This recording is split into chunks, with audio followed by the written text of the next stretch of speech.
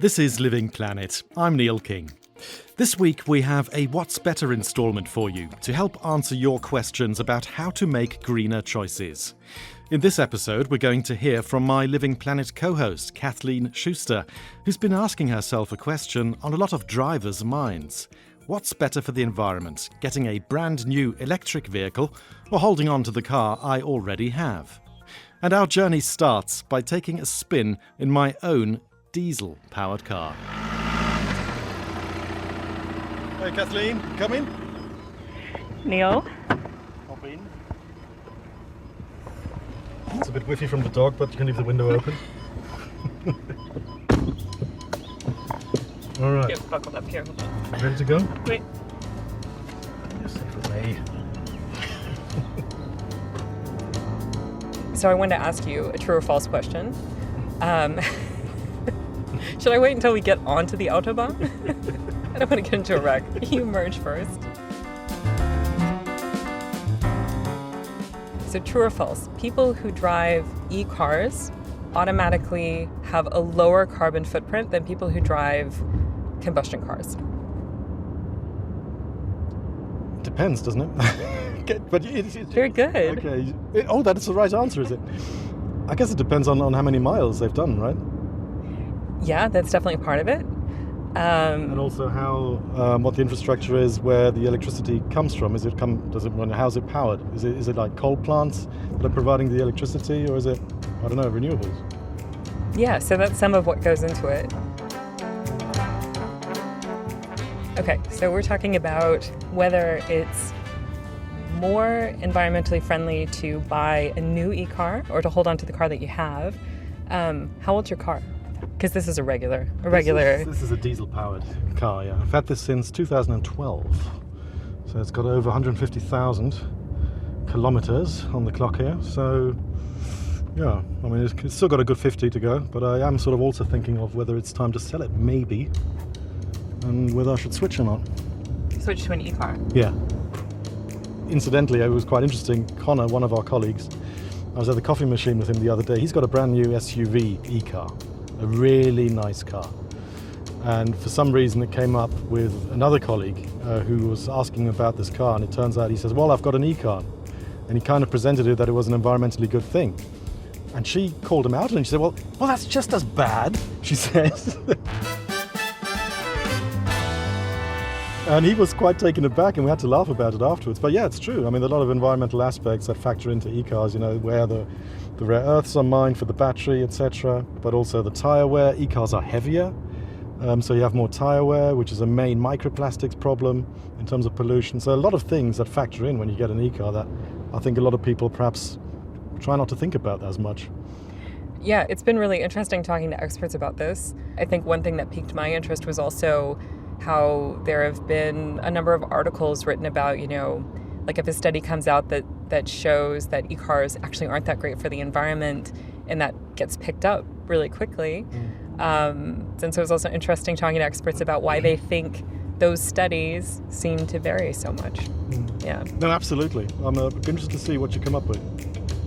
Yeah. We just have to get back to work now at this point. We're heading back. We're heading north again now. I have no idea where we are right now.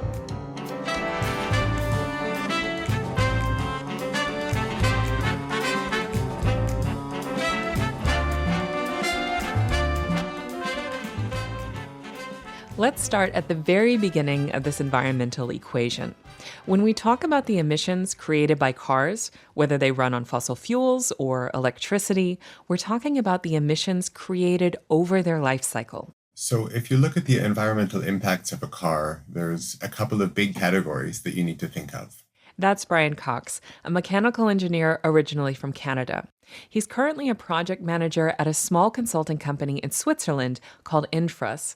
And right now, he's trying to answer this exact same question for the Swiss government.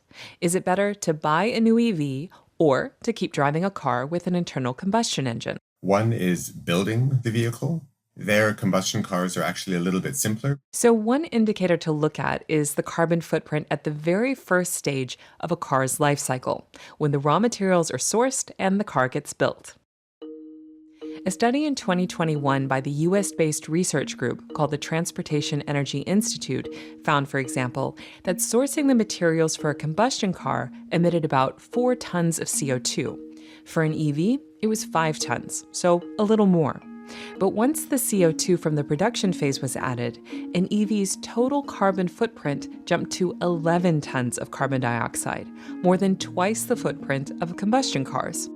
So, as it turns out, combustion cars do a little better during the production stage. But in terms of operating the vehicles, electric cars have no direct emissions, so they definitely win there. Using the example from before, according to that data, a combustion car emits 48 tons of carbon dioxide from driving alone over its lifespan. That's assuming the car is driven about 320,000 kilometers. For our US listeners, that's about 200,000 miles. Now, for an EV, the actual act of driving has a carbon footprint of 0. Building an electric car pays off after just a couple of years in Switzerland. So even if you were to buy a new gasoline or diesel car, and then the next day scrap it and buy an electric car, you're still better off than if you had just driven that diesel car. What Brian's talking about here is an EV's carbon debt. Since driving produces 0 carbon emissions, it can balance out the carbon footprint from the production phase. Well, kind of. Yeah, so if you buy a new combustion car and a new electric car and drive them both every day, in Switzerland, after less than 20 or 30,000 kilometers, which means 2 or 3 years, you're already saving in terms of climate change emissions. In a country like Germany or an average European country, it's maybe like 60 or 70,000 kilometers, but that's still after 6 or 7 years. The reason a Swiss driver can pay off an EV's carbon debt faster is because the power grid has a lower carbon footprint. But like he said, the time to pay off the debt will vary a lot depending on where drivers get their electricity from. Maybe they're using solar energy, or natural gas, nuclear energy even, or in the worst case, coal. And this is where it gets a bit tricky to find straightforward numbers to figure out whether an EV is always better than a combustion vehicle. That's also because the studies looking at the environmental footprint of different cars seem to produce different numbers. One person who's looked at a lot of these studies is a man named Michalek. He directs the Vehicle Electrification Group at Carnegie Mellon University in the US. I mean, environmental impact is not a well-defined thing. I mean, there's lots of ways you can impact the environment. So what exactly are we talking about? And so most commonly, studies will look at greenhouse gas emissions because climate change is the biggest environmental issue that most of us are focused on right now. And if you just look at greenhouse gas emissions, then electric vehicles look quite good in most places. But if you add on air pollution and air quality, electric vehicles are sometimes worse. Kind of depends where you live, how much coal is in the power grid, because you get sulfur dioxide emissions from coal-fired power plants, and they turn into particles downwind. We breathe them in, and we get more cardiovascular and respiratory disease. Coal-fired power plants are responsible for 1/5 of all greenhouse gas emissions worldwide, more than half of which comes from China. Incidentally, China is also where nearly 60% of new EVs were sold in 2023. That's according to figures from the International Energy Agency. And while the other 2 big EV car markets, the EU and the US, also rely on coal for some of their energy, they have a larger energy mix and more renewable energy than China. It's still a huge challenge sussing out what exactly this means for an EV's footprint, though. And so really, the more we retire coal, the better electric vehicles look environmentally. North America and Europe use more natural gas than coal, but they still use a substantial amount of coal. So when you get down to individual countries, it can get more complicated because countries trade electricity with each other. And so even if the electricity in your country is made from cleaner sources, if you plug in an electric vehicle, it could induce changes in power plants in a neighboring country. The power system is very complicated and interconnected, so it can be hard to nail those things down. We're going to talk about what EVs might mean for the power grid in a few minutes. But first, let's go back to our original example of an EV versus a combustion car. The data used here were drawn from more than 150 papers to form a baseline. And according to that estimation, charging an EV results in 28 tons of CO2 over its lifetime. And for many drivers, these emissions are basically displaced to the power supplier, which might be local or might be in another region or even country. If the energy is from renewables, the CO2 footprint will be lower for the EV driver. If it's from fossil fuels, then it'll be higher. To put this in perspective, though, over its lifetime, a combustion car has a carbon footprint that's about 40% greater than an EV's, and its role in bringing mobility to the masses has made it the second largest emitter of greenhouse gases today across the world. The vast majority of that CO2 comes from the exhaust fumes, which also contain other toxic gases that lead to acid rain, smog, and respiratory disease. But do you remember the pollution EVs cause in the first phase of their life cycle, the sourcing and production phase? That's something we need to take a closer look at. There's an expert on e-car batteries named Georg Bieker who spends his time assessing the environmental impact of both of these types of cars for the International Council on Clean Transportation. You can imagine a lithium-ion battery as a combination of two bookshelves, and then you have books that are moved between these bookshelves. The books are lithium ions, and the bookshelves are graphite at the anode. Georg says there are two main batteries on the market right now: NMC batteries, batteries that use lithium, nickel, manganese, and cobalt oxide, which are more popular in the US and Europe, and lithium iron phosphate, known as LFP batteries, which are more popular in China. And then these materials I mentioned, lithium, nickel, manganese, cobalt oxide, or lithium iron phosphate. And the cobalt is part of the structure of the bookshelf at the cathode. The two words that pop out here are lithium and cobalt. They're essential to e-car batteries, but mining them is already causing a lot of damage. Take lithium, for example.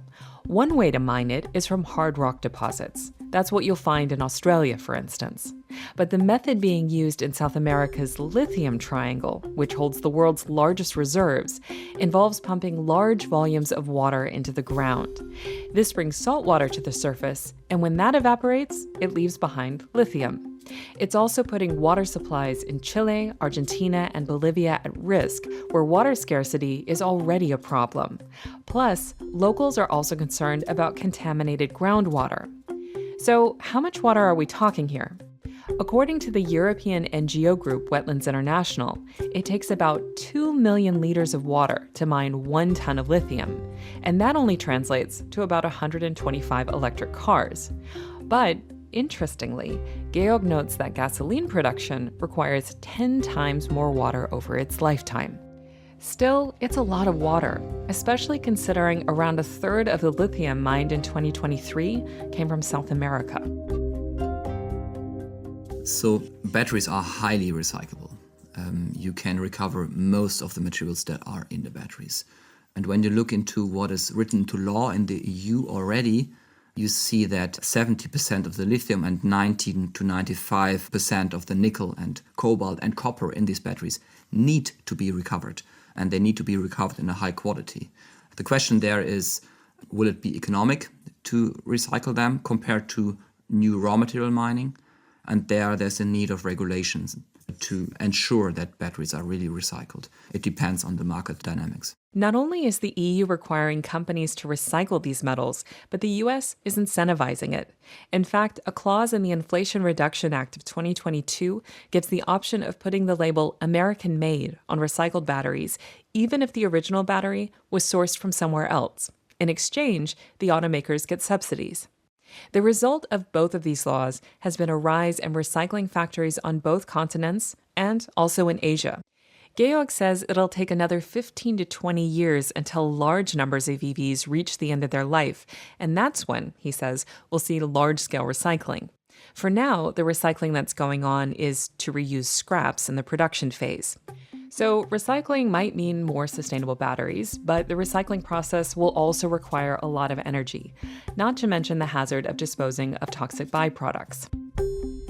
There certainly is a negative social impact of raw material mining of cobalt these days from the Congo. And this is connected again. Also, other types of mining have negative social implications, including human rights abuses, displacement of communities. And there's many bad things connected to mining and also to the mining of battery materials. In 2022, EVs made up about 40% of global cobalt demand, and most of that cobalt, over 70%, is being mined in the Democratic Republic of the Congo. That's according to the Cobalt Institute, a UK-based trade association. Not only does cobalt mining rely on fossil fuels and cause habitat destruction, toxic cobalt particles can cause respiratory disease and can also accumulate in plants which are grown in contaminated soil. Plus, the ore sometimes has radioactive uranium in it, which poses a health hazard to the miners. And then there's the question of the conditions in artisanal mines. Child labor is well documented, and so are perilous working conditions. Tunnel collapses are the norm. But Georg says the trend is actually moving away from cobalt, which is an expensive material. So today, the average EV has a range of maybe 400 kilometers, and that's already far more than the average user needs. We have some models in the market today that offer a range of 600 kilometers, so maybe that's where the market trend is going. I see that in the future, the market will split. We will still see people that really want to spend all their money to have a long range, but I see that there will be in the mass market, there will be a trend to lower battery capacities because people will just look more at the cost, and this range anxiety will go down as the charging infrastructure develops. So, how long can these batteries last? At the moment, a lot of warranties on e-car batteries are for 8 years. Brian Cox, who we heard from at the top of the episode, says batteries can easily last from anywhere between 200 and 400,000 kilometers. And Georg says it might actually be more than that. Based on the research that we find, the current battery technology is able to run for 3,000 to 5,000 charge and discharge cycles. And this translates into a range of more than 1 million kilometers, which is far more than you need for the average life of a car. So, in theory, e-cars might have a longer lifespan than combustion cars in the long run. And if coupled with cleaner energy and large-scale battery recycling, they might end up having an even lower environmental footprint in the coming decades, too. Jeremy Michalek, who we heard from earlier, says if more EVs are on the road, that might also lead to new trends in how power grids are built in order to accommodate a greater demand for electricity. One really intriguing technology is called vehicle-to-grid. There's a version of that we have now, which is if you buy your electric pickup truck and your power goes out in your house, you can power the house or part of the house with your electric pickup truck. When we talk about vehicle-to-grid, sometimes we're just talking about that, where I'm reducing the load that my house is asking for from the grid because part of it's being provided by the vehicle. But often we're talking about actually sending energy back into the power grid. And so that might be helpful if, for example, you had a moment where the wind died down and it was really cloudy and you just aren't getting the power you need out of your renewable resources at that moment. You could draw some power back in from all of these storage units and all the vehicles across the country until you had a moment where you're generating more of that power again and then push it back out. So that vehicle to grid can really increase the potential for building intermittent renewables like wind and solar by providing capability to fill in some of those gaps.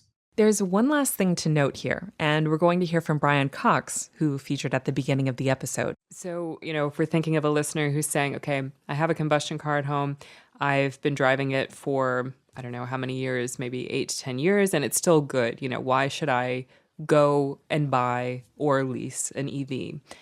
I don't drive my car very much. This is just, in theory.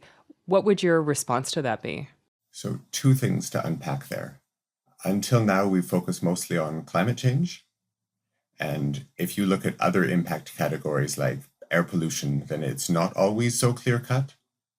But in terms of climate change, nowadays you have to look pretty hard to find a scenario where electric cars are clearly worse.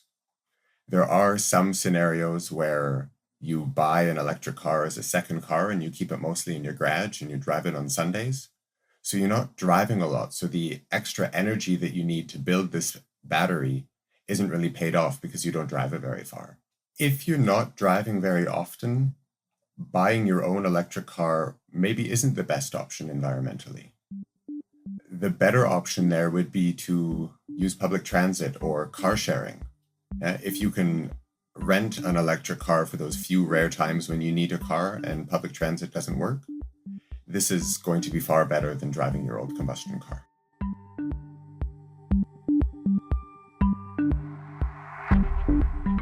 Coming up, Kathleen and I take a spin in an electric car. But first, this message.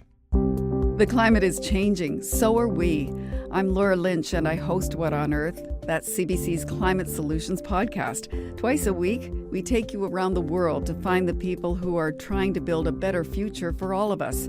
We explore Indigenous science, new technologies. We talk openly about mental health and climate anxiety. We also take your smart questions all the time. Come find What on Earth wherever you get your podcasts. Okay, so I'm here with Neil again outside. What are we doing here, Neil? Well, as we started out with my car, which was a diesel-powered car. But I thought, for this episode, to round it out, we need to get into an e-car, right? And so I actually got in touch with one of the first adopters, so to speak, in our section from the science desk, Conor Dillon. He's got a brand new e-car, and it's an SUV. It's really quite a snazzy car, and he's going to come and pick us up, and we're going to go for a spin. And I think a lot of the aspects that you covered in the episode, we can also run by him. Okay, sounds good. Do you think he's going to let you drive? I don't know. Should we ask him? Let's roll. Connor, can Neil drive your car? If you want to, no, you cannot. So this thing is like 4 months old, and it's through my wife's work that we got this car, and there's no way I can let other people drive it. You don't trust me, is that what you're saying, Conor? It's a diplomatic way to say I don't trust you driving this thing.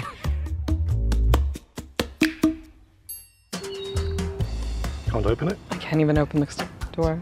Because it's electric, right? I electrified it.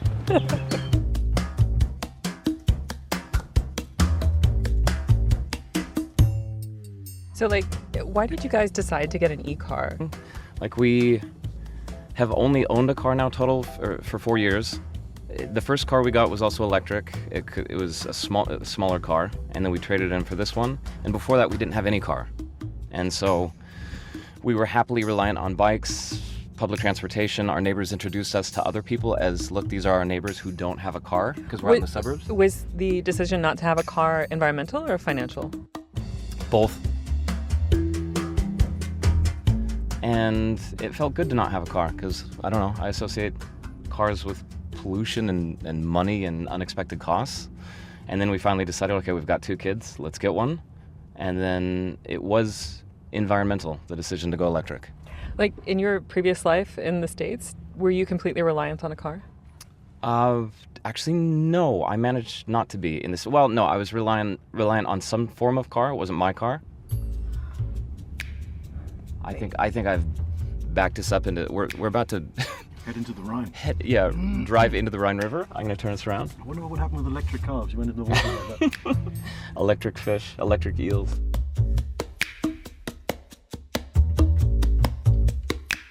Have you had this issue of having to charge with extreme temperatures? Because that's also one thing when I was talking to several researchers that they were saying, wears down the life of a battery really quickly. Has that been your experience? Because actually the extreme weather we've had here has tended more towards heat in the past few years. We have never even thought about that once, and maybe we should have been, but I think like a lot of e-car owners or leasers here in Germany, we're going to have this thing for 3 years and then trade it in. And so, to be perfectly honest, the long-term health of the battery is not one of our primary concerns. It's not something that we're thinking about. There's big combustion engine caravans blocking the road here. Yeah. He's not happy. Yeah, the look on his face was not friendly. Yeah. And to get back to your point on whether or not the car is actually good for the environment, my operating assumption, because the climate science is so complex, and the different kinds of batteries, and whether they can be reused, et cetera, et cetera, et cetera. And my operating assumption has always been that we're still in the very early phase of e-car technology. And so by buying or leasing a car, we're helping to kind of continue the drive to create new infrastructure, to create new technologies, new battery tech that in 10 or 20 or 30 years' time is going to make this stuff look completely antiquated And again, what's the alternative? We keep using fossil fuels, oil. That I don't see huge improvements for the environment happening there. I don't know. I'm still really intrigued by this question that I think a lot of people have, which is, I have a car that works perfectly fine. Is it really better to just get rid of this and go for an EV? And yeah, I mean, Neil, actually, I wanted to ask you about that again, because that's the situation you're in. I mean, you have a car that has a good number of kilometers on it. Yeah. And yeah, I mean, how do you feel about that now that you've heard the episode? Well, it hasn't really changed my gut feeling that, the damage is already done. I bought a car, the raw materials have been used. Just getting rid of it now and buying something brand new, it kind of still feels wrong, even though it might save CO2 if I get an electric one. But I sort of, would resolve that cognitive dissonance with maybe reducing my meat consumption and working in other areas where I can bring that down. I don't feel the pressure right now to get rid of that combustion engine. I think I would try and just switch more to cycling if I can, rather than buying something brand new. But that's just me. I mean, other people listening to this probably feel very different and think, what the hell am I playing at? Well, I mean, I keep thinking of, I don't know how you see this, Conor, but when I think of back home in the States, a lot of people, they don't have the luxury to choose whether they drive or not because they need the money, and that's the only way that they can get to work or wherever they need to go. And you see this in large urban areas where they've, cut public transportation. You're really up a creek if you don't have a car. But then also to be able to afford an e-car is a huge luxury. I don't know. It just is such a big dilemma. I remember the other day, we were at the coffee machine, you and I, here at DW. And for some reason, I don't know how it actually came up, but there was this girl there and your car came up and that you were driving an e-car. And you said, well, it's an SUV, it's a big e-car. She said, that's even worse. That's even worse. And I was trying to figure out what she meant by it, because to some extent she's right. So a large SUV style car that is electric, a lot of batteries underneath our feet here. It's heavy. And the reason the tires are so big is it's got to carry all this weight. So we are spewing more rubber particles into the environment right now than other similar cars. Other cars this size, definitely. We're going past a small coupe on the left here, and that's just not putting as much rubber crap in the environment as we are. So there are disadvantages to it, and I don't feel like an SUV driver. This just sort of happened to me, and it is. No, I'm serious. It is. But it's super comfortable. We can't absolve you of your sins. You realize? No, we're all making compromises and trying to do the best, but the world is what it is. Yeah, it's like a small step that we wanted to do, and it makes us feel better. I would feel bad if this were a combustion engine SUV. I'd be like, man, what am I doing with myself? You feel bad except for that great feeling you have behind the wheel. No, and I mean, I have to say, the e-cars they're fun. One thing I don't understand, I don't know how they missed this. They should have advertised that the acceleration is crazy in these things, like roller coaster. Are we going to have to bleep this part out? No, why? I'm actually doing it. No, I think No. just has to show us now the acceleration, right?